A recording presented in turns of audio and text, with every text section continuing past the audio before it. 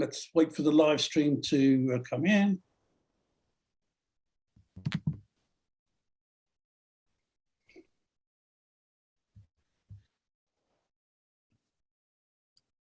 Okay, we've gone to we're now got a live stream to Socialist Sunday TV. So, hello, folks. I'm Dave Putson. Let's get rid of that. I'm Dave Putson. I'm the convener of Socialist Sunday, and today we've got the pleasure of having Andrew Ford, who's going to be speaking to us about the NHS. Andrew, can you sort of do a brief introduction as to who you are, and then lead into sort of your chat from there, if you don't mind? And tell me if you cannot hear me, because sometimes this microphone's a bit quiet. But well, we can hear you at the moment. It's fine. Okay, my name's Andy Ford. I've been a rep in the health service for Unite for more than 20 years, shall we say. And I'm chair of our Northwest Regional Risk, which is the Industrial Sector Committee. I'm a member of the Unite NISC, which is the National Industrial Committee for Health. And, done my share of organising the NHS and quite on top of it all, really. And if there's time, I'll go over the key points from our last national gathering, which is like the current state of affairs or in the health service. It's not. Andrew, there's going to be more than enough time for you. Right. Okay. Yeah. Because there's not, it's not a worked out thing. It's just what's happening. But that's the pulse of the organisation. So just start off, the NHS is actually the third biggest employer in the world. There's I think 1.1 million of us. It's absolutely huge. In a lot of northern towns, the NHS is most northern towns, the NHS is the biggest employer. If you take Manchester, for example, the Manchester Royal, now called Central Manchester Foundation Trust, what we used to know as Manchester Royal Infirmary, employs 23,000 people. If you go to a town like Blackburn, there's maybe more economic activity in the Blackburn Hospital, all the shops and premises, than there is in Blackburn High Street, you could say. So the NHS is important as an employer. It's important as a provider of healthcare, obviously, free at the point of need. It still is. I would say that the NHS is a socialist element in a capitalist society. The reason I say that is that the services we provide are not charged for, they're not commodities. There's the whole backroom thing of the internal market, which tries to establish market-like relations within the NHS, but it still is provided to people as they need it. And that's different to the nationalised industries after the war, where they were still provided for a fee, weren't they? It was state-owned commodity production, I suppose you could say. So it is a socialist element in a capitalist society, and that is why the Conservative Party, the Tories, oppose the foundation of the NHS. And as John Pickard has been saying, they've always been trying to chip away at it, but it's like a cat with hot milk, because every time it gets serious, people rally around. They say, well, we can't have this. They still know they couldn't live without the NHS. If you look at treatments that people just take for granted, to visit A&E in America would cost you £1,000 just to visit. Meaningful cancer treatment would cost you between £50,000 and £100,000. Transplants would be best part of £500,000. Well, so working class people couldn't afford it. And on an insurance scheme as well, if you've seen the Michael Moore documentary, the American insurance companies have huge departments devoted to conning people out of their cover that they've paid for. And another interesting aspect of the American system is that it gives employers huge power. If you lose your job, you don't just lose your job and your income, you also lose your access to healthcare, and you lose your family's access to healthcare. And if anyone likes Frasier, there's an episode of Frasier where he does lose his job, and the main thing he's panicking about is his access to healthcare. So the American system gives a huge power to employers as well. So the Conservatives have been chipping away at the NHS, and really we're saying the last couple of years, they kind of have succeeded, haven't they? My mum is a vehement supporter of the NHS, but she's absolutely vehement against her GP because she's 80 something. She needs access. She hasn't been able to get it. She's got various health problems. And as far as she's concerned, the GPs all ran off and went into hiding during the pandemic and just sent her off to the hospital. So there's that dissatisfaction. The waits for ambulances are quite often a shock to people. The waits in A&E are more or less legendary, aren't they? That you would expect to put aside between 4 to 8 hours just to wait in A&E if you need that. And the whole way the system works as well, everyone's saying, well, it's not my problem, it's not my problem. And so that puts all the pressure onto A&E, which cannot turn anyone away, kind of provider of last resort. So if the GPs are saying, well, it's not our field, we haven't got a budget to deal with that, and the mental health service is a good example, difficult to access, the people end up just turning up at A&E at 11 o'clock or 1 o'clock in the morning. So there's been a starvation of cash. The inflation rate for the NHS, quite apart from cuts, is always high because procedures and medicines advance. The rate of inflation on medical products is higher than the general rate of inflation. The treatments are getting better and better all the time. If you can invest, the drugs are getting better and better, but they're also costly. So even if you had flat funding, that would build in a cut. But also we have had, endless efficiency savings demanded by Conservative and Labour governments. So, and then there's also the hiving off of certain sectors off to the private sector. So there's all these problems which have mounted up, and I think there is material in the article about the dissatisfaction levels with the NHS. And that brings me to Shrewsbury, because when the whole thing about Shrewsbury maternity broke, I thought, don't let them turn this into a stick to beat the NHS with. It's another failure. And you have to say it is another failure, but what were the causes of it? And it would appear from the independent inquiry that was eventually conducted that one of the main root causes was insufficient funding, insufficient staffing. So people are having to race through the procedures, which is one thing that you don't want to be doing. The report says staffing levels, staff morale were an issue for some time. Midwifery support staffing on post-op wards is often poor. I mean, the Royal College of Nursing have been conducting this battle for safe staffing levels, and which is to agree what they should be and never departing from them. But what do they do when you've got 110,000 vacancies across the NHS, 50,000 nurse vacancies? We had a presentation. Some members of our health committee were allowed to attend the NHS Staff Council for a presentation about pay, and the private consultancy had done work showing that the shortage of nurses and midwives is only set to get worse. And in fact, every profession in the NHS, more or less, physiotherapists, biomedical scientists, is all heading into shortages. You see, the NHS always used to make good its shortfalls out of Commonwealth migration. Now, different governments set up lots and lots of racist barriers to that. So even, a qualified Indian doctor can come here, but if he tries to bring his family, very difficult. So that blocks that. And then Brexit, that chased away the EU people who are filling the gaps. So what we're left with is the gaps. And, the obvious thing to do is to train up young people to do these jobs, because there's high demand for this work. It's skilled work, it's worthwhile. But it's, a friend of my daughter's is a midwife now, but when she applied, there were 20 applicants for every place. So why can't you just let a few more of them through? And I think every profession is heading up to shortages. Come to dissatisfaction, so when people attend, the usual picture you see, people mention on Facebook, the staff couldn't have worked harder, but I waited a long time for such and such a procedure. It's all to do with staffing and people running around trying to make good that staffing out of working long shifts, going without breaks. A friend of mine dropped her daughter off, she's a nurse, dropped her off with an orange in the morning, picked her up 11 hours later, she still had the orange. Why haven't you eaten your orange? Didn't have time, that's what she said. The nurse at one of the hospitals here in the Northwest working an 11-hour shift with 1 20-minute break. They don't always get that. So the HR director was wondering why she has a high turnover of nurses. And I said, well, could it be the 11 hours without a break? You imagine being a nurse on a ward with injuries, people being told they've got cancer, and you're in 9th, 10th, 11th hour of your shift. Could anyone give quality care in that environment? So the nurses were solving the problem by just moving on. And the HR department wondering, well, why are they moving on? We're paying these people good money. They couldn't see it.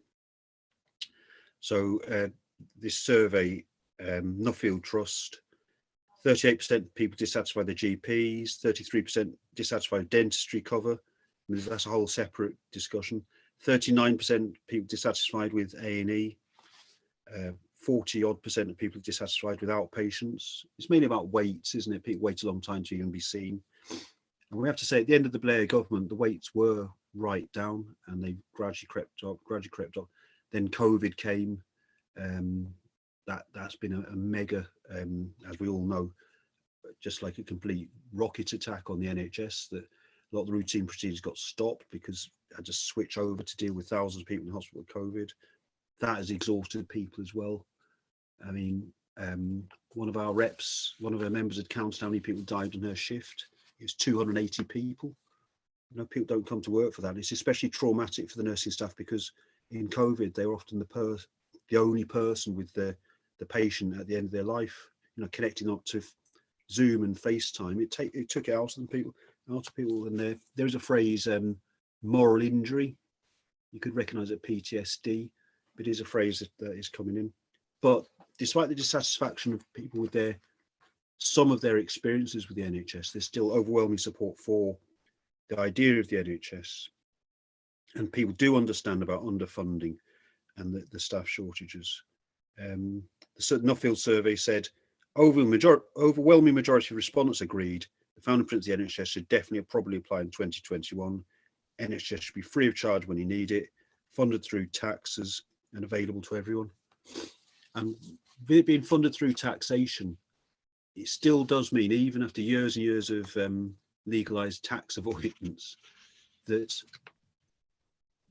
the rich pay something towards it instead of just opting out, as they would probably like to do, and say, well, that's what they do in America. In America, the healthcare for the rich is absolutely fantastic. You know, high tech, beautiful clean rooms, and for a lot of people, it's terrible. Do you remember in Ebola, where a man had Ebola in Texas, and they walked him out to the car park and gave him a bottle of paracetamol?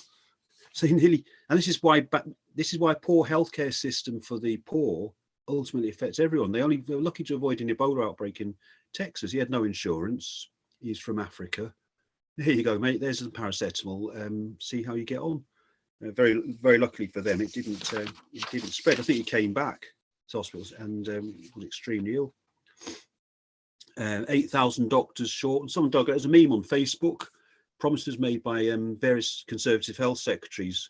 They're going to solve the shortage of doctors by this year. No, this year, no. Total number of doctors has gone down. So it's just these headline grabbing announcements. We're going to have more doctors, but not delivered. And the Royal College of Midwives, post Shrewsbury, said the recommendations are great, but could they be realised? Because there just aren't the midwives magically available to come and do stuff. And I did join the midwives protest in Liverpool a couple of months ago.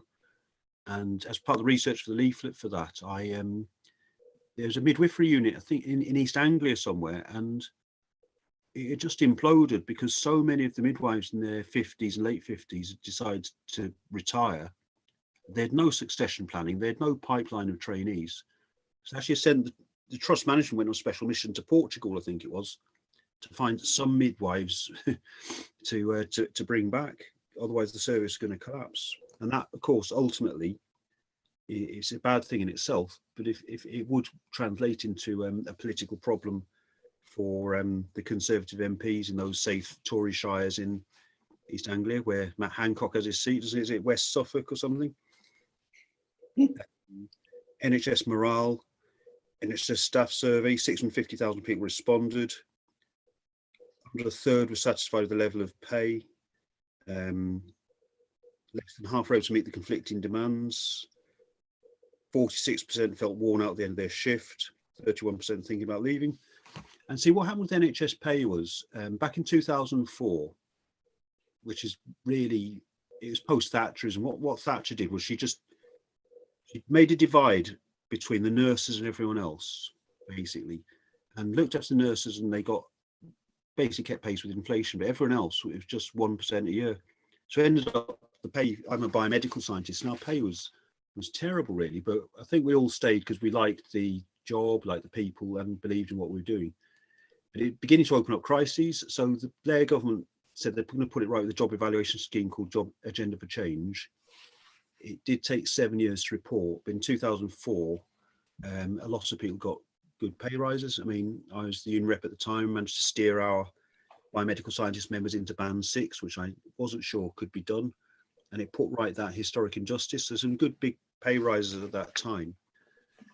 But since then, especially in the last 6-7 years, the rise has been hammered down since the banking crisis, really. And inflation goes ahead, so the base pay is dwindling away. And the other thing Agenda for Change did was wipe away a lot of the shift payments, which, for instance, the shift payment I negotiated for our members was £4,000 a year. The Agenda for Change shift payment was £1,800. So those people took a £2,000 a year pay hit on their shifts, although the basic pay was improved. And you can find many people in the NHS now can show you their pay slip from 8 years ago, and they're physically earning more money 8 years ago than they do now. And if they're young people paying back graduate loans, they can easily be paying back, getting paid and giving 55% of it back to the government. I mean, the other thing that happened was when the TUC sold out the 2012 pensions dispute, the pension contributions have gone up a lot. The pension now is linked to CPI, not RPI. And for the younger people, their pension age is just receding into the distance. But the main effect is that the pension contributions now is like 6, 8, 9.4, 12.5%. Just a weird thing, it's a pet hate of mine. You can get a thing where you earn £100 more and go over the threshold, so your pension contribution goes up from 7.5 to 9.4%. But that's not everything. So you can earn £100 more on overtime and end up paying £1,000 more in pension contributions. We call it the pensions cliff edges. That's all a fallout of the defeat and sellout of the 2012 strike, which would be a subject in itself, many lessons there. So it's the NHS is kept on rations, but the contractors and the privatisers are not. So they roll up and say, we'll solve your waiting lists. You have your self-employed consultants coming in, you know, in IT, say £1,000 a day. There's all the PFI, that's all very lucrative. And on the PFI, I mean, we had a shocking PFI in Liverpool where the Royal Liverpool Hospital was like a 1970s East Germany type building. So it's built at state of the art for 1970, rapidly became out of date. It needed replacing. And the government decreed that it had to be done on PFI, so that like trebles the cost. The PFI was given to Carillion. Carillion did it. Carillion is so bad, they made each floor be built by a different contractor. They let out each floor for a contract, and everyone competed to get the contract. When Carillion went bankrupt, it turned out that Carillion only employed 2 porter cabins of people on the building site. Everyone else was a subcontractor. Then it turned out a lot of the concrete had been poured incorrectly and was cracked. So this has gone on for 5 or 6 years now. They're only just moving into hospital, and a lot of it had to be completely rebuilt. Also, the equipment was belonged to Carillion, and there's a huge legal thing to get it out. I mean, it'd be an excellent article for someone to write the whole story of the Liverpool PFI, but the upshot of it was double or triple the cost to not have a hospital that had to be rebuilt. It's absolutely ridiculous. And the other PFIs, it's a bit like the Greek economy, that all this money's been borrowed, but physically it will never be paid back. It's a fiction to say it'll be paid back. So one hospital in the northwest is Wiston Hospital, which is just outside St Helens. A great big hospital, serves all the working class estates around Liverpool. And Wiston was built on a PFI. And about 5 years ago, it came up in the top 4. 27% of the place's income was going straight off to the PFI people.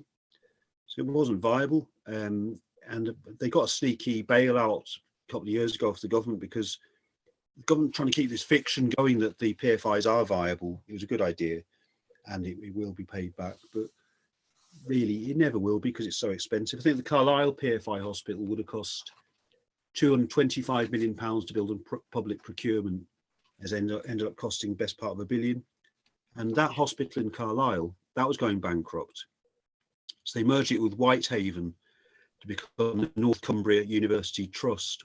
Really, the merge was about getting hold of Whitehaven's budget, and it was still sinking like a stone. So then it got took over by Northumbria NHS Trust.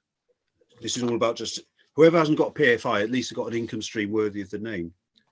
That's still a story that has to unfold.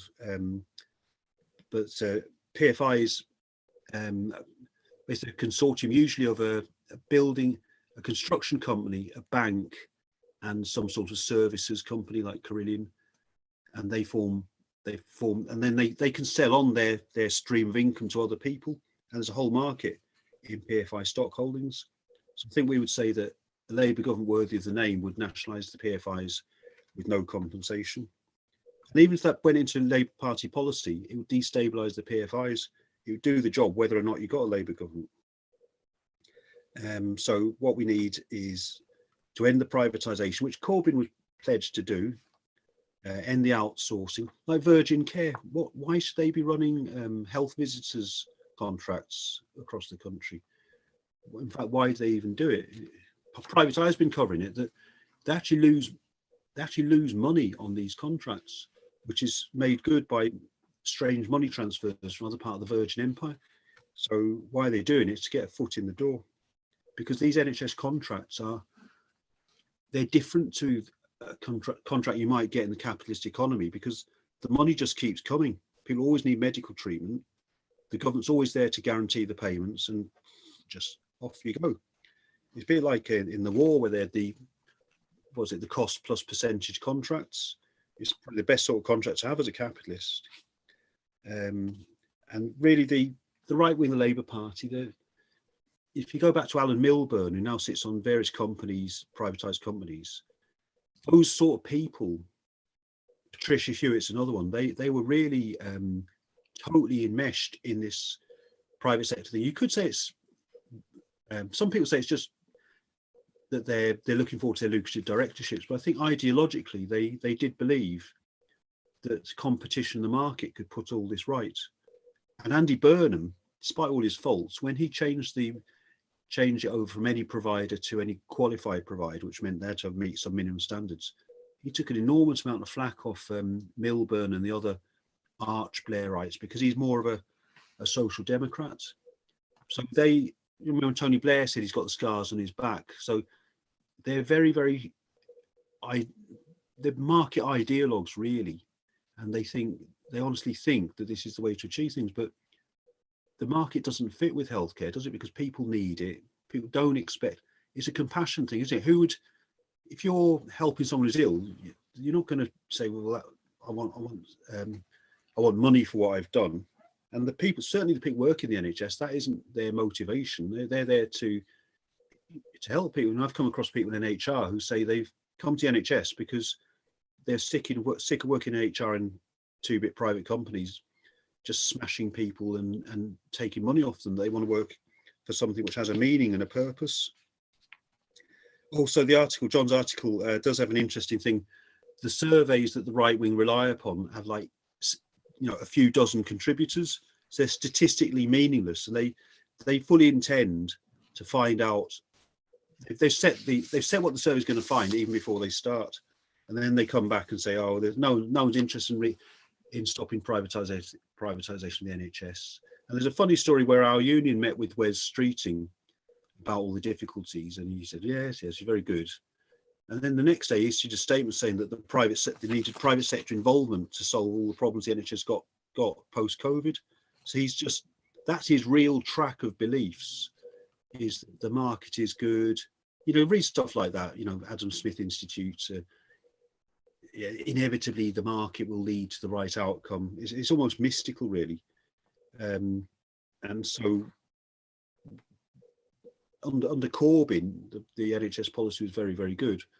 And now it's silent. This is the way they work. They never put in, "Oh, we think privatisation is great," but they'll put something in the back of the National Policy Forum that says, "We believed in a mixed economy in health," or "We believe the private sector has a role to play in health." That's all they put. And the people who go to National Policy Forum don't even notice it really, but it's in there. And when they're in power, that's what they rely upon to get into their PFIs and handing out deals. Private Eye is one of the best source of information about this.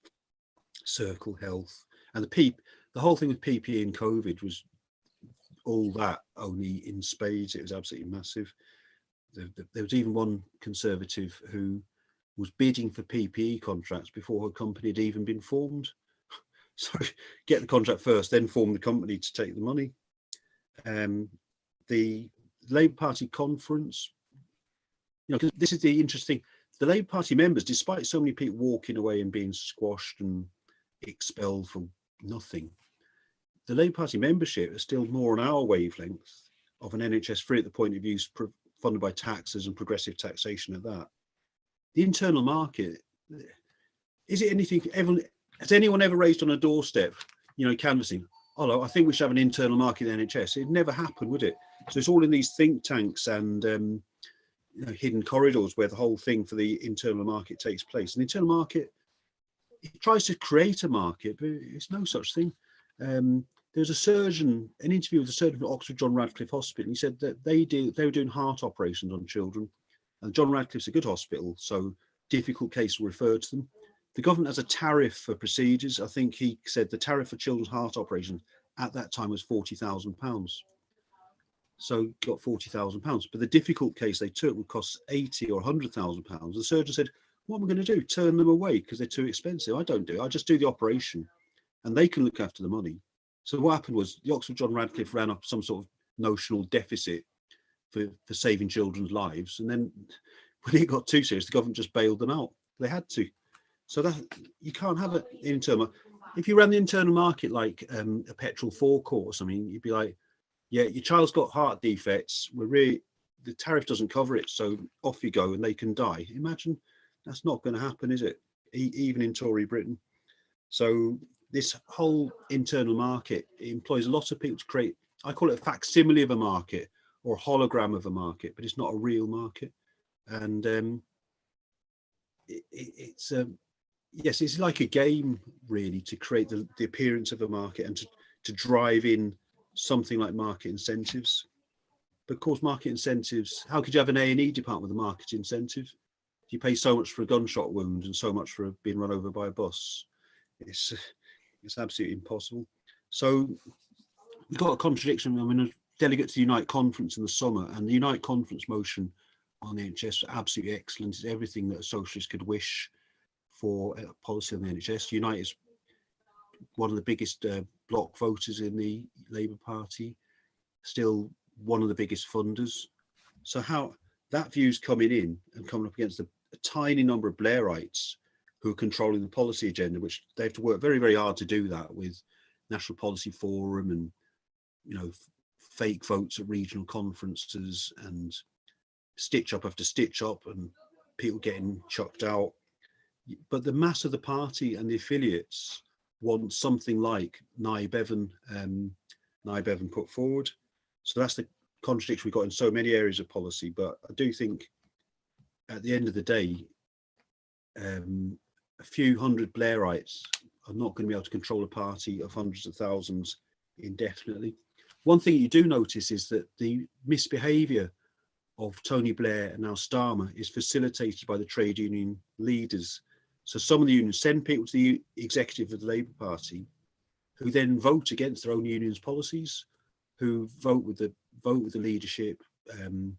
Unite doesn't do that, actually. The Unite delegates so far have voted with the constituencies along with Unite policy. But if the trade unions just put their foot down and made their delegates vote for what their own policy conferences have agreed, Starmer will be left high and dry. But the whole thing is they don't do that. I got a lot of trouble in our union because it's when Tony Woodley was General Secretary.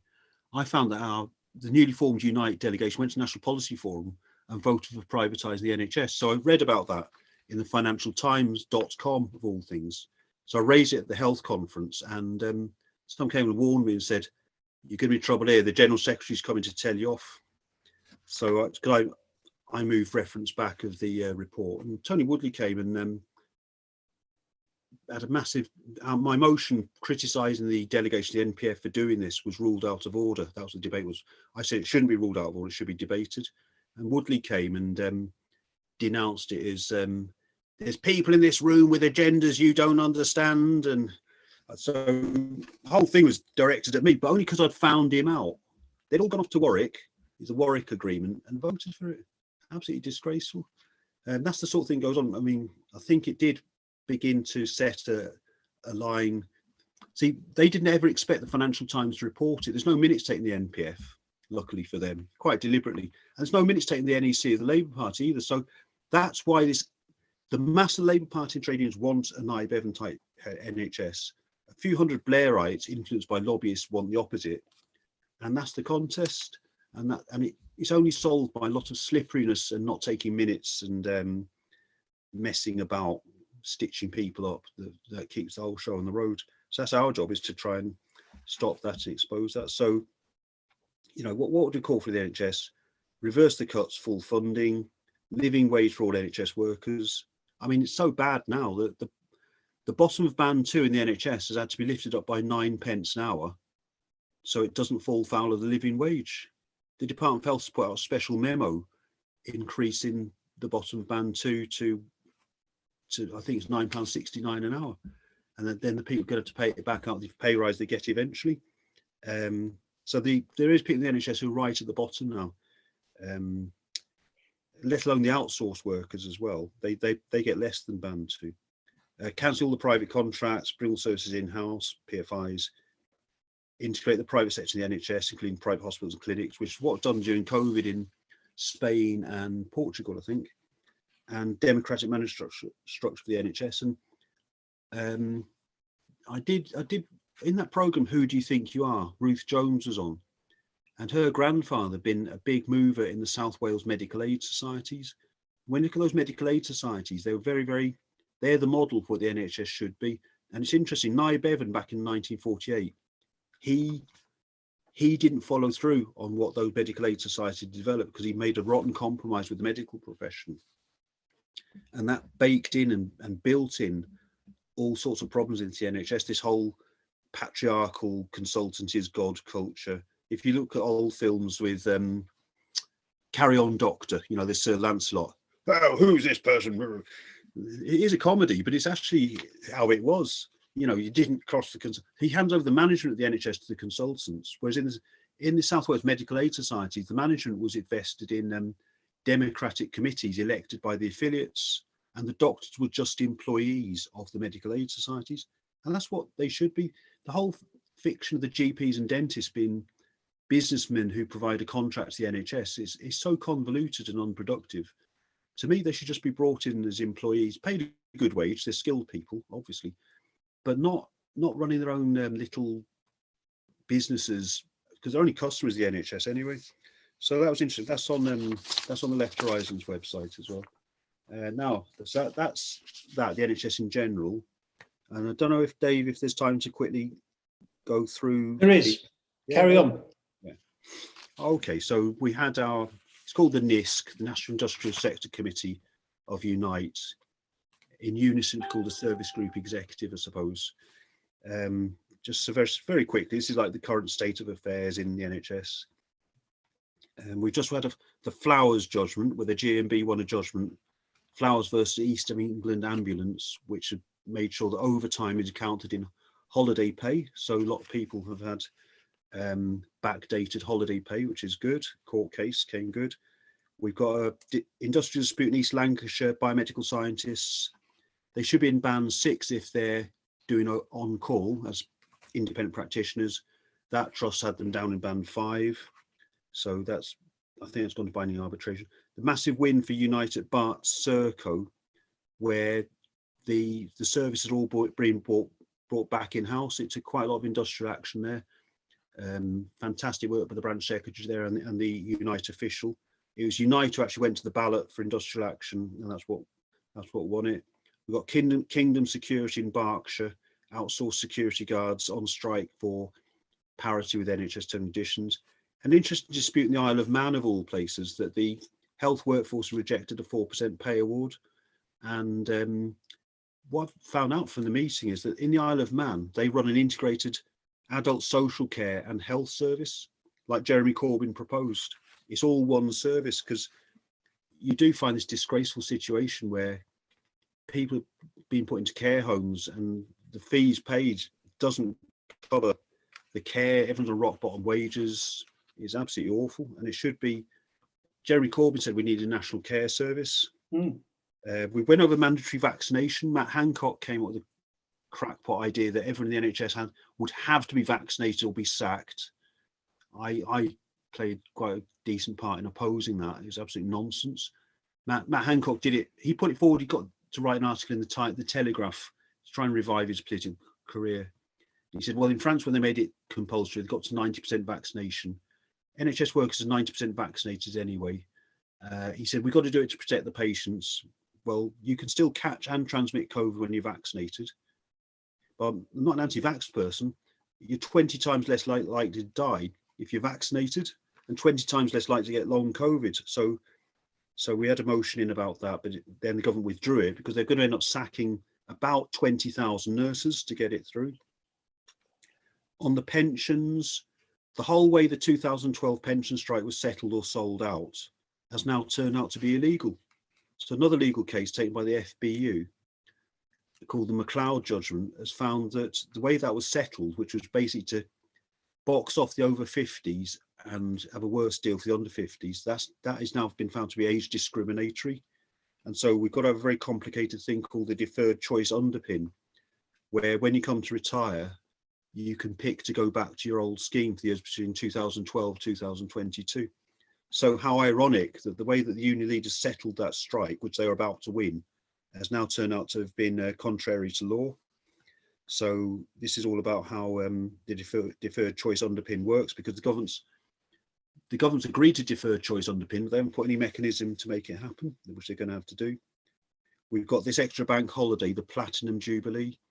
So the government of Wales and Scotland have said, yeah, you get it as a bank holiday. England always does its own thing and a worse thing. So England has said, yeah, it's a bank holiday, but whether you get paid bank holiday rates or not, that's down to local negotiation.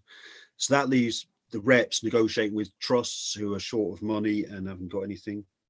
We've done the Serco victory. That's absolutely fantastic. You know, there's not a lot of strike ballots in the NHS, but it did. That's what it took.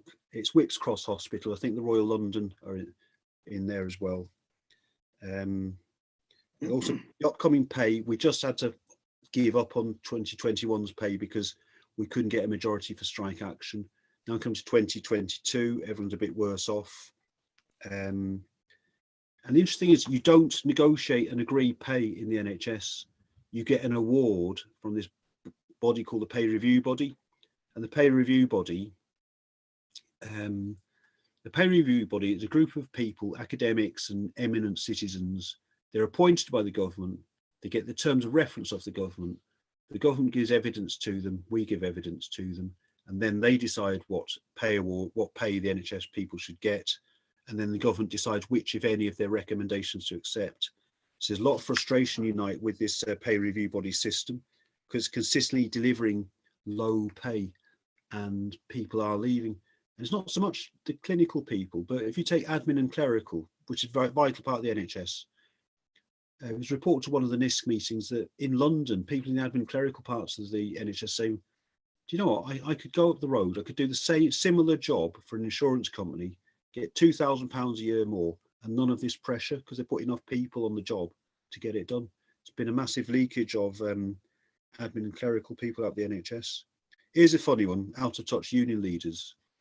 The Irish Nurses and Midwives Organisation, the leadership decided to be, the government's short of money in Ireland, so they decided not to ask for a huge pay rise. So they asked for 10 extra days annual leave a year, which is never going to happen. And then it turned out their own members couldn't even take the annual leave they've got, let alone 10 more days. EC report, Unite started publicising the retail price index, which is dramatically different to the consumer prices index. Good thing Sharon Graham's done, she set up combines, which are going to be open committees of all interested reps to organise action and network with each other. You might want to organise a better stance on down banding or pay protection. So that's a good thing that's coming along. The NHS mileage rates, they've been the same since 2016, I think. And obviously petrol's gone up loads. If you've got a job like a health visitor or a visiting district nurse, you're going up putting your own money towards travelling around to see the patients. And the Health Visitors Committee had got a motion which points out that Agenda for Change term and conditions say that the mileage rates are going to be reviewed twice a year, and it simply hasn't happened. So that's come up to the surface. So that's something the public wouldn't be interested in, but it is of interest to people who are using their own money to pay for the NHS services. It'd be like teachers who bring in the paper and the books and the pens to schools. And then we had a big talk about on the health combine, which will be a good thing, because the only way we'll win is with involvement. And if we've got a very restricted access to union structures, which we have now, you won't have a vibrant democratic culture to challenge. We're up against some powerful people here, aren't we? So you can't just do it by the full. A lot of our members have the illusion if the full-time officer writes a letter, it'll all stop. Those days are long gone. It's not going to happen. The employers just throw it in the bin unless there's a body of members behind it. It's about being organised. So leave it there. So there's two bits of that. There's the NHS, where are we now, what needs to happen, and then just the current, all the little bits and pieces which are going on, which is the class struggle in its raw elements, I suppose. I'll leave it there. Thank you. Thank you, Andy. Are you prepared to take a few questions? I mean, generally speaking, this group is a little bit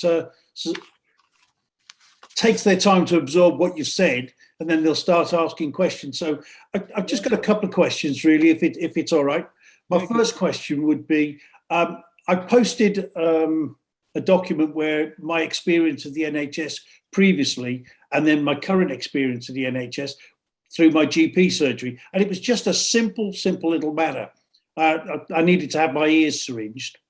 Previously, it would take me 7 days. I'd phone up for the appointment. They'd give me the appointment. They'd tell me what to do in preparation for the appointment. I'd go along, have the procedure, come out, everything's hunky-dory. Currently, when I tried it this time, it came about that apparently that procedure was no longer available on the NHS. And so it's taken me 3 months and I'm still nowhere near to having the result that I need. So I understand now that that issue, which is a minor one, is now privatised, and it's going to cost me £55 to have it completed. But how many other of those minor, sort of lesser, as it were, deemed ailments are now actually sort of part and parcel of a package of stuff that was previously in the NHS that's now been moved out? Mm. Do you want to answer it as they come? Yeah, please. Well, this came up a few years ago. I think it's 5 years ago. There's a whole set of treatments which were withdrawn from the NHS along the lines of that. Of course, it's an absolute boon for people who have a business. Like in Warrington, there's a company called Penketh Hearing Services, and their business has tripled or whatever as a result of being withdrawn to the NHS. And like you say, charged £50. I think it's something like £30 for 1 ear and £50 for 2. So there's a whole set of treatments which were withdrawn. And then my local hospital, strangely enough, then started offering them on a pay per procedure basis. And so Warrington Hospital came into the news, and it was an interesting example. We had not a left-wing MP, but a social democratic MP. It's called Faisal Rashid, and he raised it in Parliament. It was a textbook, really. Halton and Warrington Momentum organised a lobby of the CCG about this. One of the Corbyn-type MPs got hold of it. Faisal Rashid raised it in Parliament. A lot of flack came down on the Warrington Hospital, and they withdrew the whole scheme very quickly. So you can see how combination of, it's useful to have a left-wing MP, can do it on his own. You've got to have active people on the ground to actually notice and care, and you've got to have a focus, and it all work together. I'm trying to find the other list of procedures. Probably, anyway, there was a whole set of them. I'm trying to remember, but I think that would have been, it was after Corbyn's first election, 2017, but so it must have been 2018, mustn't it? Anyway, we had a big lobby outside the hospital. We had about 60 people there. It's the last thing any hospital management want. And off it went. Yeah, so that's the sort of thing. I'll try and find it on my phone, withdrawn treatments. Some of them are quite shocking, really. And the thing is, what if you haven't got 55 quid? Which people don't. A friend of mine in Warrington, she lives on £35 a week. It's fallen through a benefit hole. So what do? They just Go deaf. with their conditions, yeah. As far as the with the local authorities at the moment, in London, for example, we've just had, we used to have the sort of clinical commissioning group for Bexley. Then it became the clinical commissioning group for the South East London, where 6 local authorities, clinical commissioning groups were banded together. And it was supposedly on the principle of saving money. But then the clinical commissioning groups for each of those local authorities became a borough-based board. Yeah.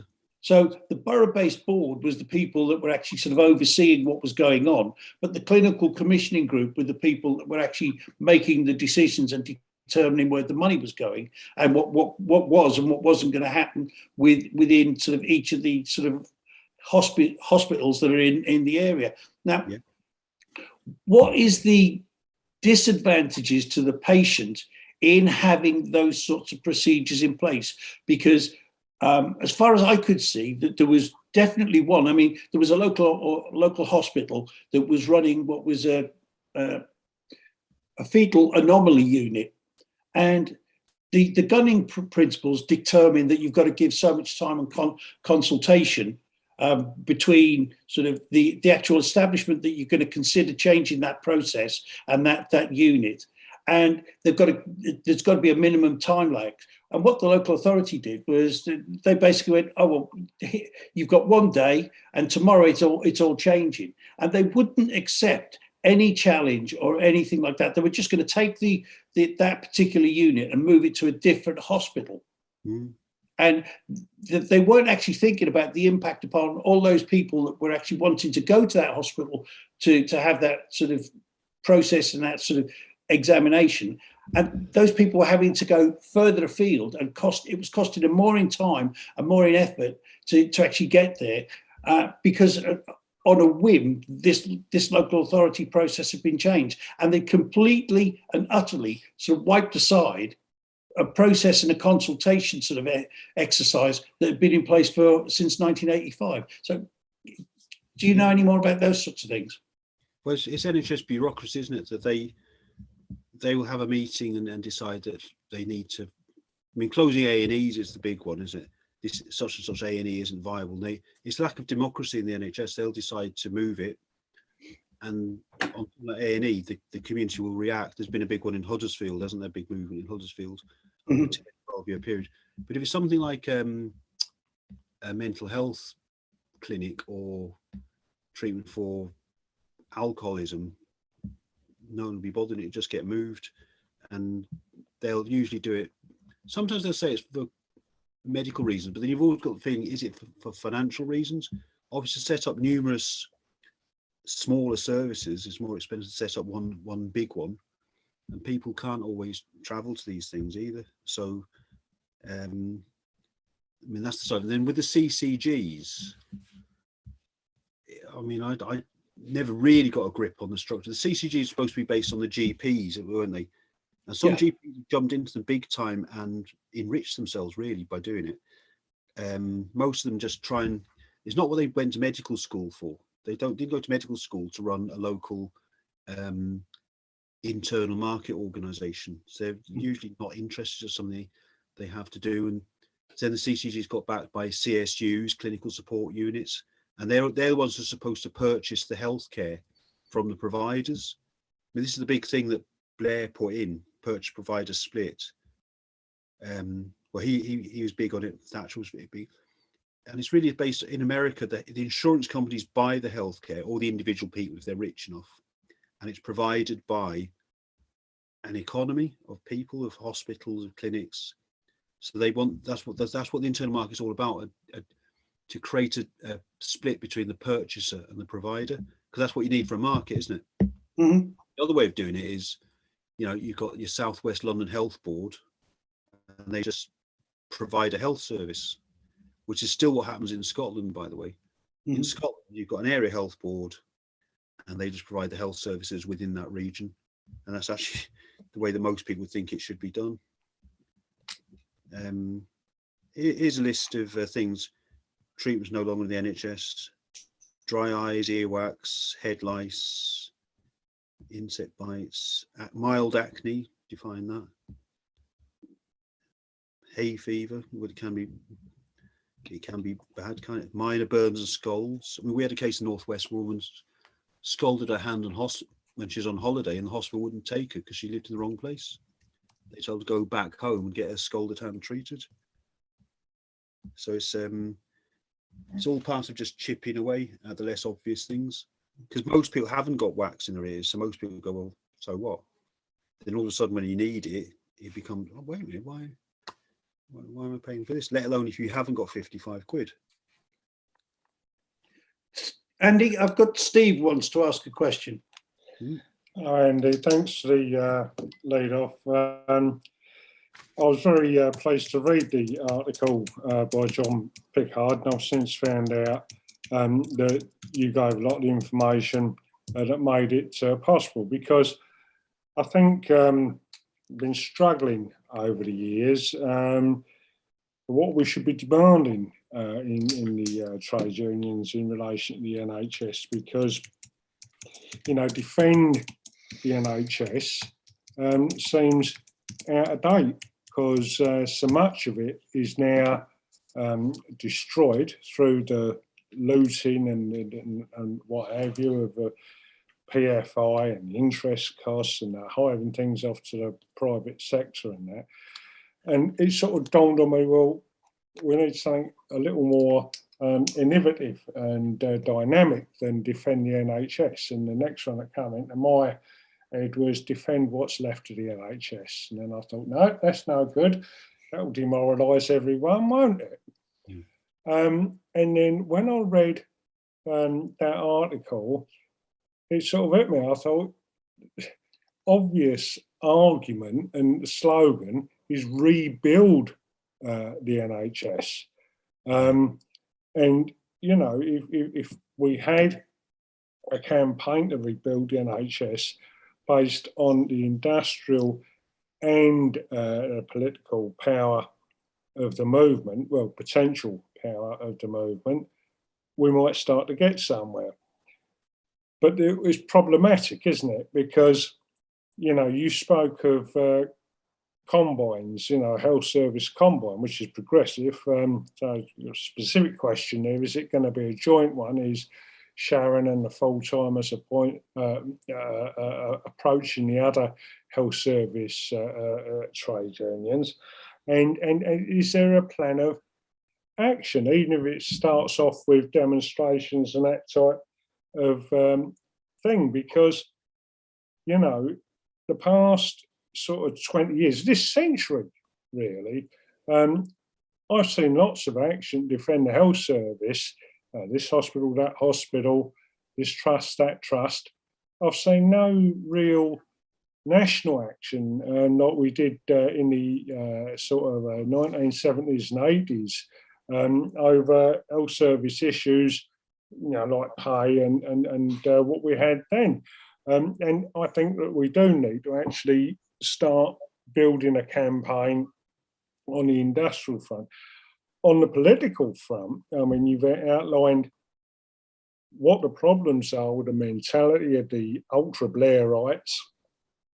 And it struck me, you know, I'm one of these people I've been thinking, God almighty, is any work in the Labour Party relevant anymore? You know, I'm not one of these idiots who jump up and down and say, oh, we've got to set up a new party, let's leave the Labour Party. But at the same time, you know, I see some of our parliamentary heroes like John McDonnell and the rest of them, oh, stay and fight. You're right then, I'll stay. Well, what's the fight bit, John? Because you bloody will run away every time that there's a confrontation. So what is the point of staying if you're not going to fight? But on this particular issue of the NHS, the facts that are outlined in that article and that you've given us today, if there are resolutions going in from local Unite branches to the GCs to be moved by their delegates, Labour Party work starts to become relevant again. And as you said, the rank and file are more akin to our way of thinking than the Blairites' way of thinking. So on the political front, I think we could do a real job of work, but it's got to be industrial and political, because without that, I think we're going to go down to defeat. Yeah, Steve, it's an interesting point, isn't it? Because to save the NHS, it's got to be a united movement of the workforce and the community. If you look at what I went through from our NISC meeting, they're very specific issues about, look through holiday pay, the deferred choice underpin, mandatory vaccination, what's going to happen about the bank holiday, pay. So that's where the workforce are at, mileage rates, like any other group of workers, pound in the pocket. On the other hand, you've got the big picture of this Lansley's bill, for instance, back in 2010, was it, which created this strange landscape of the health economy. You've got all these think tanks constantly advising the Conservatives about how to inch things on a little bit further, and this latest health and social care bill. So that's a big thing which people are getting bothered about.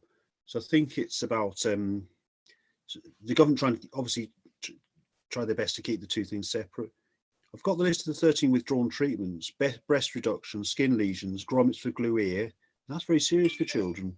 If they've got a glue ear, they won't hear properly. Their speech will be delayed. Tonsils, hemorrhoids, hysterectomy for heavy menstrual bleeding, removal of bone spurs, like Donald Trump had, carpal tunnel syndrome, excision of small non-cancerous lumps called ganglia, varicose vein surgery. Varicose veins is actually not cosmetic surgery, it's quite important. So that's one area where it's about bringing the two things together, isn't it? And so I think those people who are linked with the unions in the Labour Party are one area that's progressing. We've just had a very good motion Northwest from the print and media section of the union. I'll send it down to you. I think it's better than the motions that we've had in our health sector, because we're just up against the nitty gritty of things, the coal face, if you like. So during COVID, we were all busy just trying to keep our members safe with PPE, numbers of people in clinics, face masks. So that took a lot, because the reps have got their own day jobs to do as well. Then they've got to take on this burden. And we looked up, and someone came from the United Community Branch, and they were on about what's going to happen with the social care bill. And we thought, we haven't even noticed this. It's completely passed us by, because we've been that busy, dealing with the pandemic, and B, dealing with keeping people safe during the pandemic, that it's just like overload. You can't actually concentrate to necessarily extent on several things at once. So I think the battle against, and our Trades Council ran a stall last Saturday against what's happened in the NHS, and the response of the public was fantastic. I don't know if any of you are on Trades Council, but Trades Council, you've got a lot of freedom to do the necessary things. But if you get a Labour Party to run a stall as well, and obviously to try and get advice and input of NHS trade union people as well, to make sure that we're all on the same page. It is a dynamite political issue, which is why, I mean, I wouldn't say the NHS is destroyed. The fundamentals of it are still there. You will get the surgery you need. You might wait for it, but you will get it, and it will be free. Fundamentally, it's there, but it's very frayed around the edges. There's staffing vacancies appearing all over the place. There's these huge waits for instance, a Unite rep did, I think it's a 9-hour shift on an ambulance.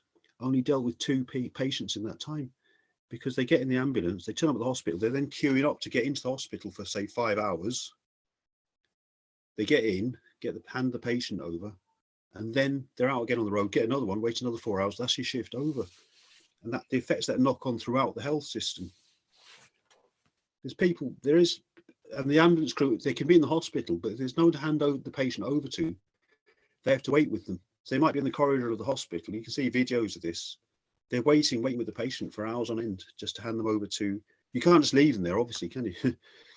So that's a big problem. The system then just isn't working like it's intended to, or it doesn't work on that basis, does it? So I think we have to start off with giving support to the places where the health workers do move into action, like at Barts and like at Kingdom Security at Serco or the Isle of Man, to involve ourselves with that. And then meanwhile on the outs, in the public forums, the Labour Party and trades councils and the streets have a coherent, well-argued programme about the NHS, which people can understand, make it relate to them. So if you start saying PFIs cost lots of money, not immediately interested. If you start off on, let's get the weights down, let's get the waiting lists down, stuff that affects people, then it should hit home. The other problem we get is it's the older people who sign up these petitions on the NHS, because once you turn 50, you start to see people, when you're 25, no one has a health problem really, do they? Not many people. Once you turn 50, you say, well, that happened. We had interesting motion to the Unite Conference on disability. The average age at which people develop a disability is 54. I think it's only 18% of people are born with their disability. So we're talking about health conditions, aren't we? So if you do a stall on the street, you will find it's an older demographic of people become sign your petitions, but they're still voters and they're still important, aren't they? But young people tend to think, well, it never happened to me. But we are where we are. Andy, we've got Chris that wants to ask a question. Chris, when you're ready. Hello, Andy. Everybody.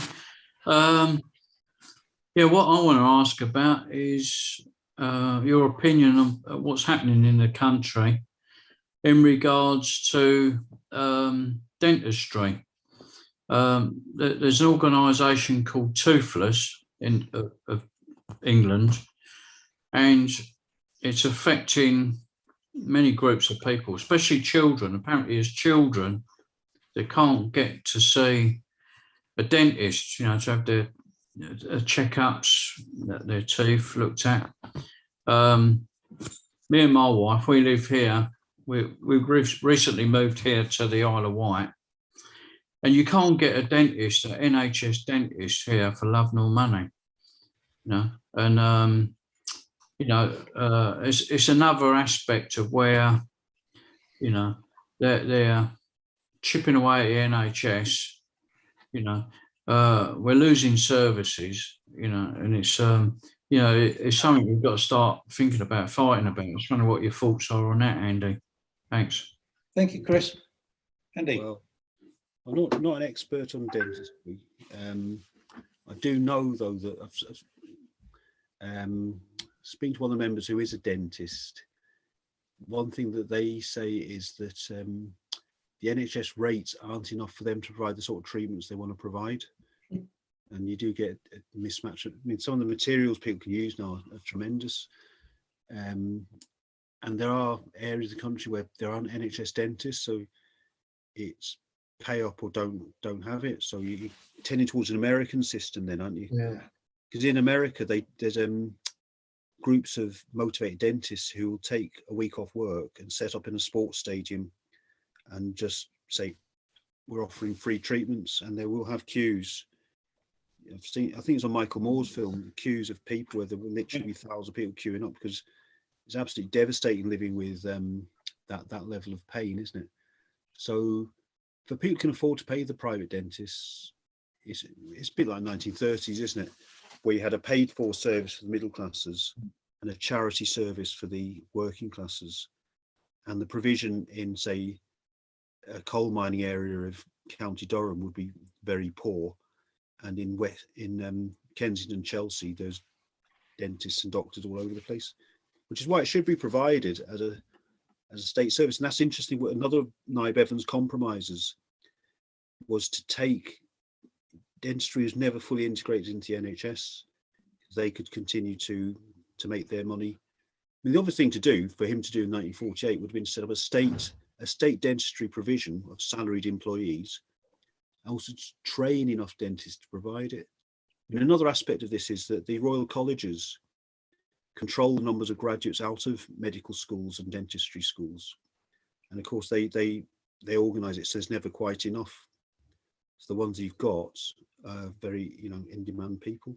So there could be a whole socialist program on dentistry, but I'm probably not the person to do it. But there is aspects to it where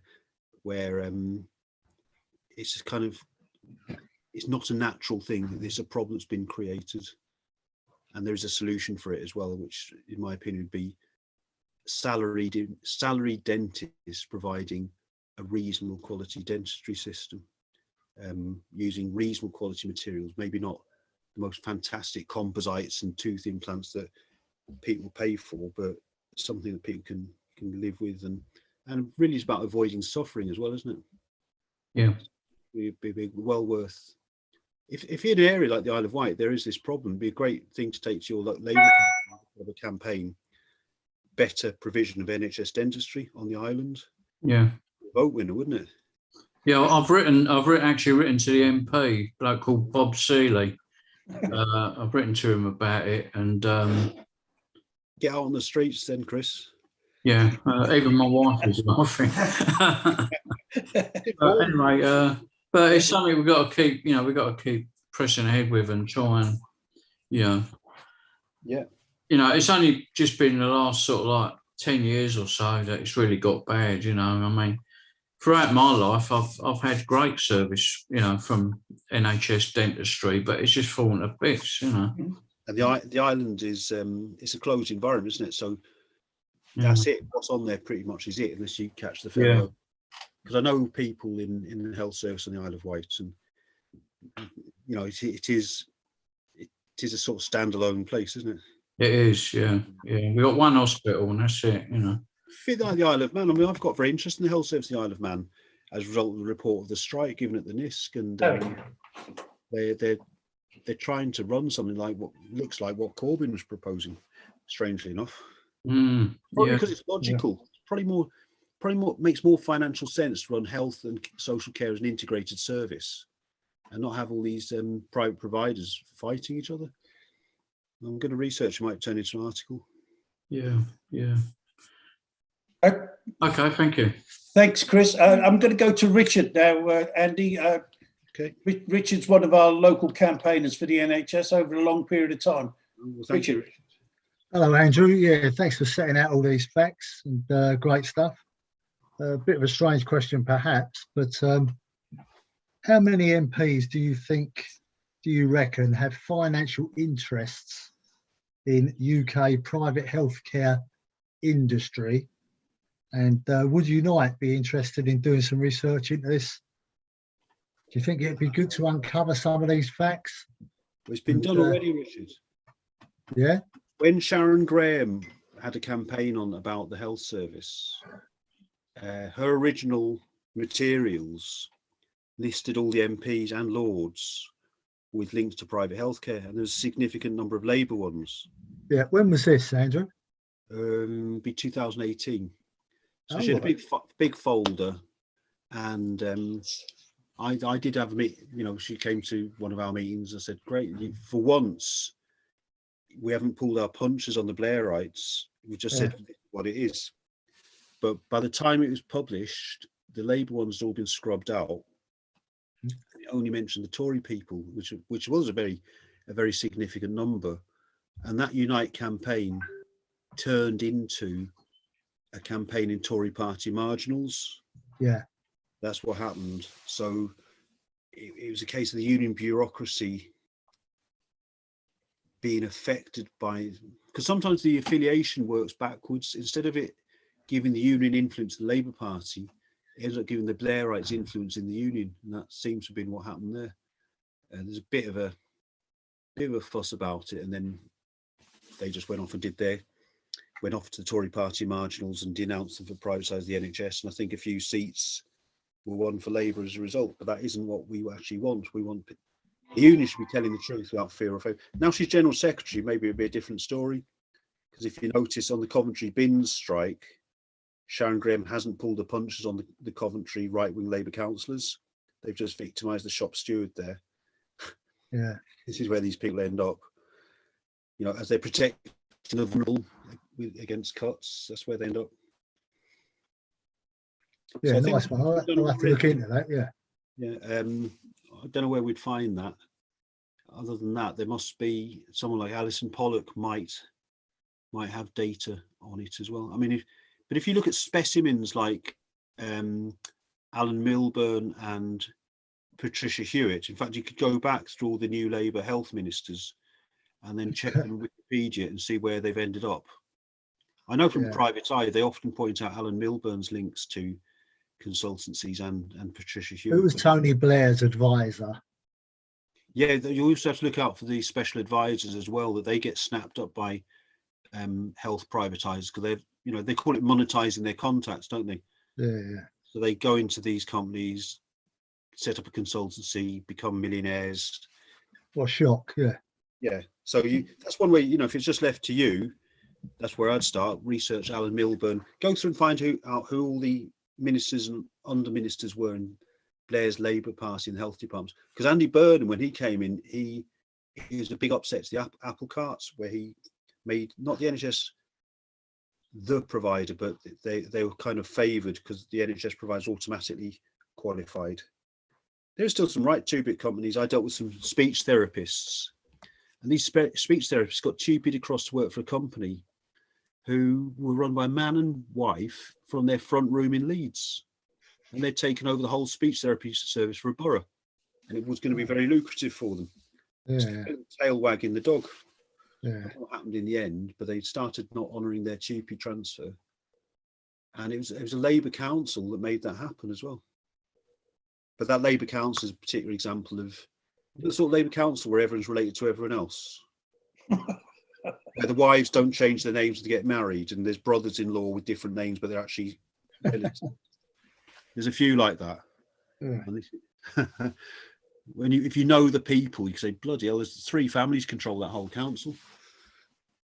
Truth. Wow. The mafia.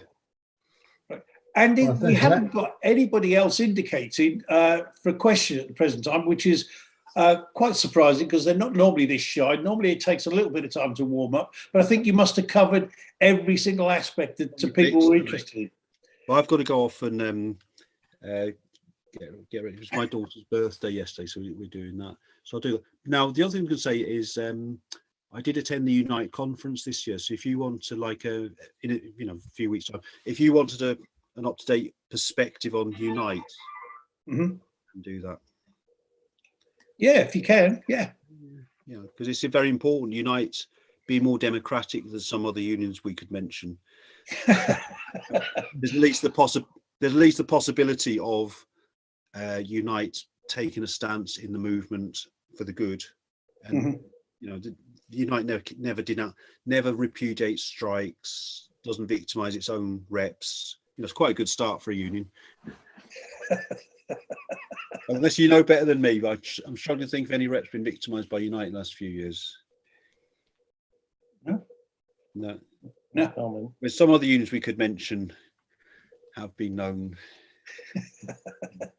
Yeah, so it'd be interesting to do. All right. Well, right. So I'll go off and get on with the. You go off and get on with the rest of your day, and we will close down the YouTube channel. This whole process will now be sort of rendered onto the Socialist Sunday YouTube channel, and anybody that wants to see it, or you can recommend it to anybody, they'll be able to view it back. It'll be on there within about the next 10-15 minutes. Yeah, is it called Socialist Sunday? Is it Socialist Sunday? Yeah, okay. YouTube Socialist Sunday. All right, nice to sort of meet you all. Okay, thank you very much for your time, Andy. Andy. Thank you very much. Really good. Thanks, Andrew. Thank you. Bye-bye. Okay, folks, I'm going to be closing down the YouTube channel now. And so...